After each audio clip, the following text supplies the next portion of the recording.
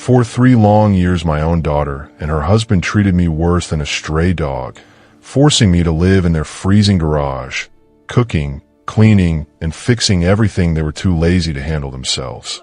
They humiliated me daily in front of their rich friends, laughing at me like I was nothing.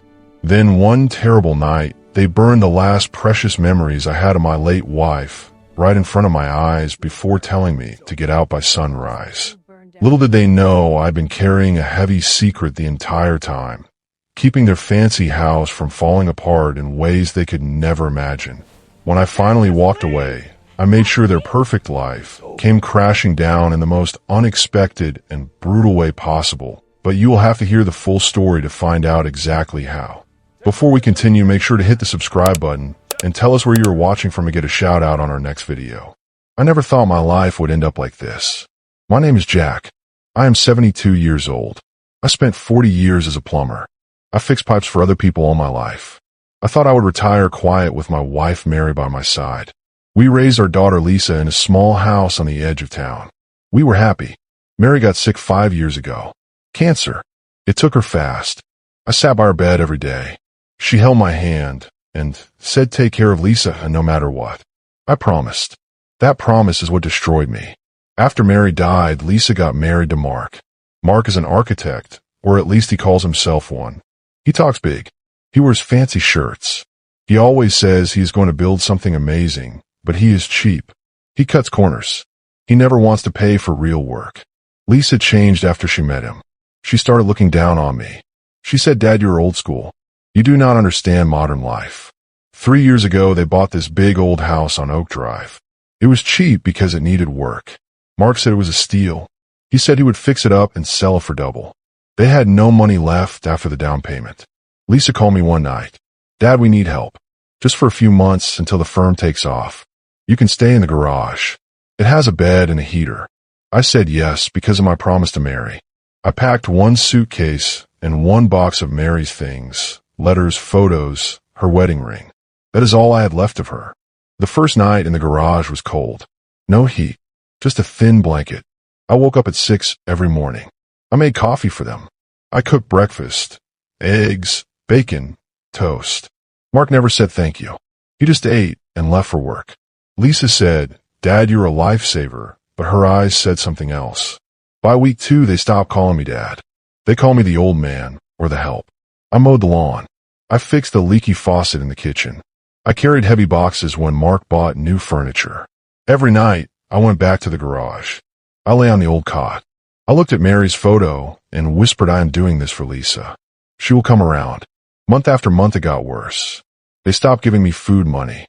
I used my small pension to buy groceries. I ate leftovers in the garage, cold and alone. One time Lisa saw me eating a sandwich on the garage steps. She laughed. "Dad, you look like a stray cat." Mark said, "At least the cat catches mice. You just sit there." I felt shame burn my chest, but I stayed quiet. I thought if I work hard, they will see I am family. The house had problems from day one. Slow drains, bad smells from the basement on rainy days. Mark said it is nothing, old house stuff. I knew better. I am a plumber. I went under the house one night when they were asleep. I crawled in the dirt with a flashlight. The pipes were rotten. The septic tank was failing. Roots had broken lines. Sewage was leaking slow. If it got bad, the whole house would fill with waste. I did not tell them. I bought parts with my own money. I fixed it week after week. I crawled in at midnight. Rats ran over my hands. Mud got on my mouth. My back screamed in pain, but I patched every leak. I pumped the tank when it filled. I used my old pump for my truck. I told myself this is for Lisa. She does not need stress. She will thank me one day, year when I still had hope. I fixed the roof leak. I painted the garage so it felt less like a prison. I made dinner every night, roast chicken, mashed potatoes. Mark would say this is good for free. Lisa would nod, but never smile. One Christmas I bought them a nice lamp with my pension. They put it in the living room. Then Mark said it looks cheap. He threw it out. I found it in the trash. I cried that night in the garage. Mary's photo watched me. I whispered I am sorry. I remember every single morning I woke up with pain in my knees from the crawl space and still smile when I served them breakfast because I kept thinking one day they will see. I kept thinking about the way Mary smiled when Lisa was little and how she would want me to stay strong. Year 2, the humiliation got mean. They had friends over. Mark made me serve drinks. Wore my old work shirt stained with grease. Guests laughed. Look at the butler. Lisa said, "Dad, go back to the garage. You smell like dirt." I went, but every night, I still crawled under the house. The leaks were worse. I replaced whole sections of pipe. My knees bled. My shoulders ached for days. I never complained. I kept the house standing, or at least kept the waste from coming up. I remember the night they had the big dinner party, and I stood in the corner holding a tray while they talked about how smart Mark was and how the house was turning out perfect, and I felt the dirt still under my nails from the crawl space that very afternoon. I bit my tongue so hard it bled, but I smiled because of the promise. Year 3, everything broke inside me. Mark started his own architecture firm. He bragged every day, big clients, big money soon. He bought new cars. Lisa got new clothes. They never offered me anything. I still cooked. I still fixed. I still crawled under the house every week. The smell down there was so bad I wore a mask I made from cloth. I thought many times about leaving, but then I remembered Mary's face, her last words, "Take care of Lisa." So I stayed. I remember the day Mark came home with a new car and honked the horn, and Lisa ran out laughing, and I stood in the garage doorway watching them, and feeling the weight of all the pipes I had just patched that morning, so their shiny floors would not smell like death. I felt the rage start to grow, but I pushed it down. The night of the party changed everything. Mark called it his victory gala. His firm landed a big contract. He invited 20 rich friends. He told me to serve drinks, wear my stained work shirt, no shower. I said okay. Inside I felt tired, but I did it. The house looked fancy, new floors, new lights. All the work I did under the surface made it possible. They did not know. People arrived. Laughter. Music. Mark gave a speech. He said I built this life from nothing. Everyone clapped. I carried trays of champagne. My hands shook from years of hard work. I tripped on the edge of the new rug. The tray fell. Glasses crashed.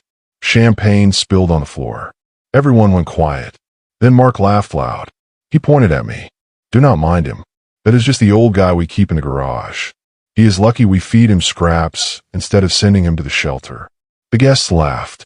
Lisa stood there. She smiled. She did not help me up. I got to my knees. My back hurt bad. Mark walked over. He grabbed the only box I owned, the box with Mary's letters, her photos, her ring. He said, "This clutter ruins the party vibe." He walked to the backyard fire pit. He threw the whole box in the flames. The fire roared. Photos curled and burned. Mary's face in our wedding photo turned black. Her letters went to ash. The ring melted. I stood there frozen. Tears ran down my face. Lisa looked at me. She said, "Get over, Dad. You are embarrassing us now. You are an eyesore. Be gone by sunrise." The guests went back to laughing. I walked to the garage. My heart pounded. Rage mixed with sadness. I sat on the cot.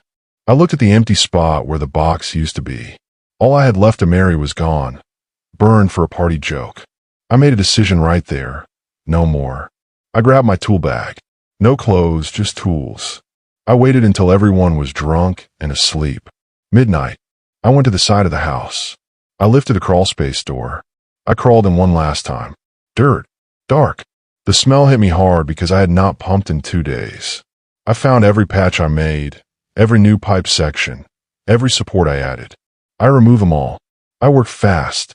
My hands cut on sharp edges. Blood mixed with mud. I took my pump.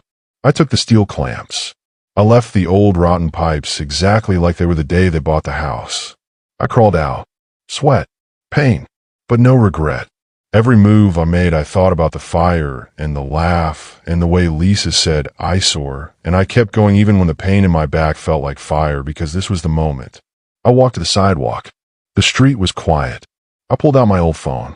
I called the county health department emergency line. I said there is sewage backing up bad at 420 Drive.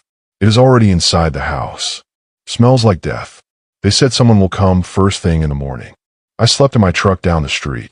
I did not sleep much. I waited. The hours ticked by slow, and I sat there watching the house I had held together for 3 years, and I felt the tension in my chest like a tight rope ready to snap. Sunrise came. I parked across the road behind trees. I watched. Mark and Lisa woke up. I saw lights turn on, then screams. Lisa ran out first.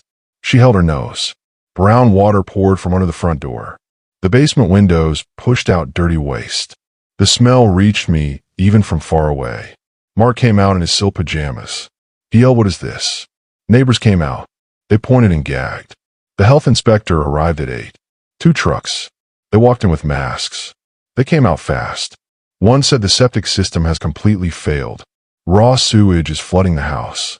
Uninhabitable. Red tag now. Mark argued. He said I did upgrades. It must be a mistake. The inspector said your upgrades have no permits. Insurance will not cover this. You bypass code. The whole place is a health hazard. Bulldozers will come to stabilize. You have to leave today. Lisa cried. She screamed at Mark. You said the house was perfect. Mark yelled back. This is impossible. I spent every penny. They stood on the lawn. Pajamas dirty from a mess. The smell followed them. Neighbors filmed on phones. Police came to keep order. The red tag went on the door. Big red letters, condemned. I drove past slow. My truck window down. I tossed one old rusty pipe fitting at Mark's feet. It clanged on the grass. I said, "Here. You like getting stuff for free." Mark looked up. His face went white. He knew, but too late. I kept driving. No look back. The house they loved was now trash, just like they made me. My promise to Mary was kept in a way she never expected. I took care of Lisa. I showed her what happens when you treat blood like dirt. The firm Mark started is gone. No house. No money. Insurance void. They live in a cheap motel now. I heard from old friends. Lisa tried to call me once. I did not answer. I lived simple, a small apartment. No garage. No more crawling under houses for people who do not care. I still have my tools. I still have my memories. But now I have peace, and they have nothing. Every detail real in my heart. Every pain, every fix, every burn. They forgot the man holding their world together. I reminded them. The load was too heavy, so I dropped it and their life went down the drain.